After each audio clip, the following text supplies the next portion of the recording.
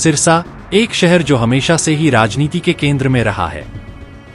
यहाँ के विधायक गोकुल सेतिया की राजनीतिक उठापटक, कांग्रेस के भीतर मचे घमासान और युवा नेताओं की नाराजगी, ये सब मिलकर एक दिलचस्प कहानी बनाते हैं। तो चलिए जानते हैं क्या है सिरसा कांग्रेस में हो रही इस आंतरिक उथल-पुथल के पीछे की पूरी सच्चाई।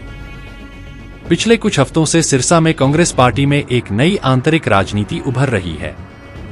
कांग्रेस के युवा नेता नमन केडिया, जो सिरसा में अपने समर्थकों के बीच एक मजबूत पहचान बना चुके हैं, उन्होंने हाल ही में नगर परिषद अध्यक्ष पद के लिए कांग्रेस के उम्मीदवार के चयन पर नाराजगी जताई। उनका कहना है कि सिरसा के विकास के लिए पार्टी को एक वास्तविक और प्रभावशाली उम्मीदवार की आवश्यकता है, न कि एक डमी कैंडिडेट को खड़ा किया जाए। नमन केडिया का आरोप है कि सिरसा के स्थानीय मुद्दों पर गंभीरता से काम करने के बजाय पार्टी ने किसी ऐसे व्यक्ति को मैदान में उतार दिया है जो शायद सिरसा के विकास के लिए कुछ खास योगदान नहीं कर पाएगा। अब सवाल उठता है, नमन केडिया की नाराजगी का कारण क्या है? और यह नाराजगी सीधा गोकुल सेतिया, सिरसा के विधायक से क्यों जुड़ी हुई है? गोकुल सेतिया, जिनकी अपनी ताकतवर राजनीतिक पहचान है, उन्हीं के पसंदीदा उम्मीदवार को कांग्रेस ने नगर परिषद अध्यक्ष पद के लिए खड़ा किया है। लेकिन नमन केडिया का कहना है कि इस उम्मीदवार को वह न तो चुनावी मैदान में जीत सकते हैं, न ही सिरसा के विकास में कोई महत्वपूर्ण भूमिका निभा सकते हैं।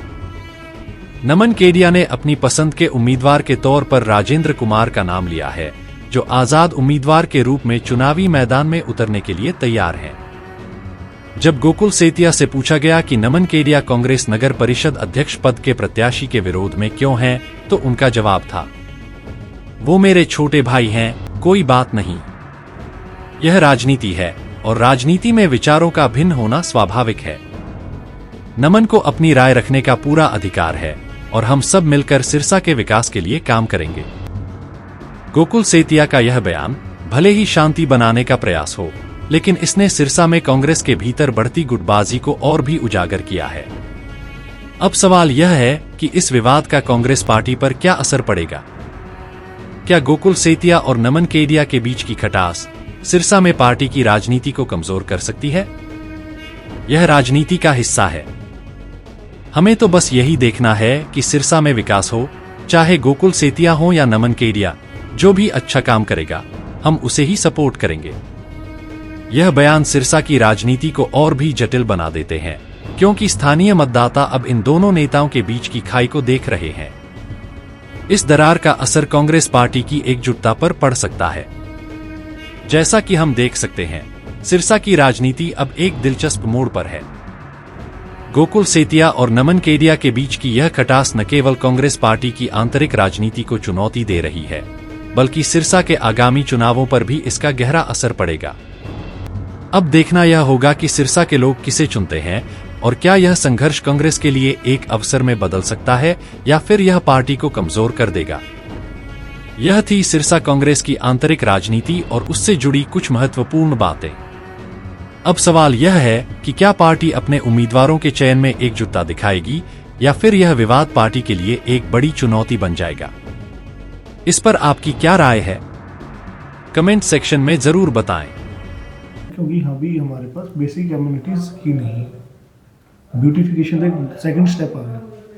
पहला स्टेप तो हमारा बेसिक कम्युनिटीज़ को दुरुस्त करना है कि क्या हमारे हर एक वार्ड तक सीवर लाइन पहुंच गई, क्या उसकी कैपेसिटी एक्यूरेट है, हमारे पास कितना MLD का STP है। अभी तक ये बेसिक इंफ्रास्ट्रक्चर ही नहीं है हमारे पास। जब तक ये बेसिक इंफ्रास्ट्रक्चर ही नहीं बनेगा, तब तक इन बेसिक चीज़ों पे काम नहीं हो, फिर हम नेक्स्ट स्टेप ब्यूटिफिकेशन की ओर जा पाएंगे। ब्यूटिफिकेशन के लिए हमारे पास इतना कुछ है करने को। हमारे पास ना करते हुए शहर के अंदर 100 से ज़्यादा पार्क है, एक भी पार्क अच्छा नहीं है। क्यों? क्योंकि हमारे पास विजनफुल लीडर नहीं है। हमें एक अच्छा विजनफुल आदमी चाहिए जो कि इसको रियल में कुछ डेवलपमेंट करना चाहता हो, जिसको आइडिया हो, जिसे नॉलेज हो इन चीज़ों की। ठीक है, एक डमी कैंडिडेट नहीं चाहिए हमें। इसका मन में कांग्रेस के युवा नेता ने कहा है कि हम कांग्रेस के जो चेयरमैन प्रत्याशी को सपोर्ट नहीं करेंगे, उसके लिए कुछ कहा है? कोई बात नहीं, मेरे छोटे भाई हैं वो, कोई बात नहीं, जैसे सबकी अपनी इच्छा है। कितनी सीटें